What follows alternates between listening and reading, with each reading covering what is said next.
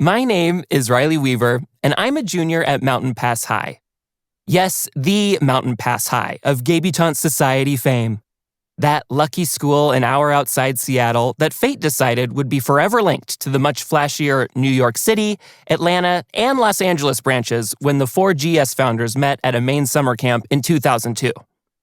It was 4 years before I was even born, but their creation of the buzziest society for LGBTQIA+ teens would trickle down and affect my life now, more than 20 years later. Here's the first thing you should know about me. I want in. I will become part of this year's class of queer tastemakers and have so many interview subjects for what will hopefully one day become my #1 podcast. But for this podcast, my very first podcasting endeavor, I'm going to be sharing my story as I complete each of the tasks required to be deemed a Gabutante. Service, hosting, mentorship, and general gay chaos. Which leads to the second tidbit you should know about me. I'm femme.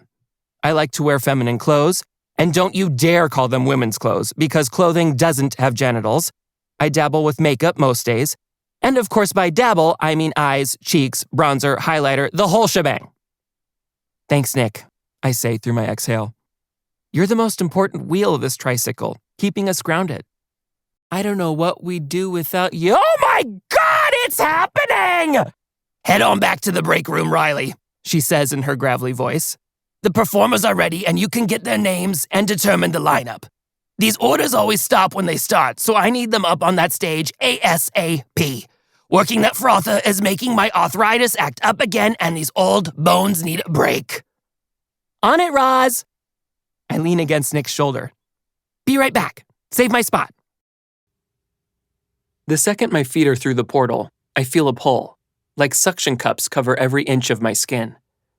The glass and thorn scratches sting from the pull 1 second, but they're non-existent the next. I have just enough time to see my wound seal shut. Portals have healing powers, I remember reading, before everything is gone in a blur. I feel this fire in my belly to prove myself, to show the guild that I am worthy of my powers. I think of my future, decimating the depraved with Mima by my side, living up to my family name, keeping the world safe from evil. This is where I belong. This is what I've trained my whole life for, to jump headfirst into the guild's heroic mission like thousands of magicians before me. No more sulking around under Dad's heavy gaze. I finally get to put my power to good use. If only I can make it through the culling. She's Palavit Devi, world-renowned opera singer who, surprise, surprise, also happens to be Fae. She looks at me with a gleam in her eye, excited and hungry.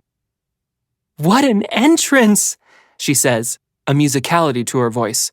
What an entrance! Unlike any we've seen in years. So much power. Of course, I'd have loved if my daughter had beaten you here. She was so close. But I've got to hand it to you. That was impressive. Mima fumes as she stomps into the hall. You better wipe that cow pie-eating grin right off your face, Mima demands. This is tampering with the colon, plain and simple. You're telling me you're a corrupt politician and magician? I have half a mind to call a tribunal right this second and have your magic removed.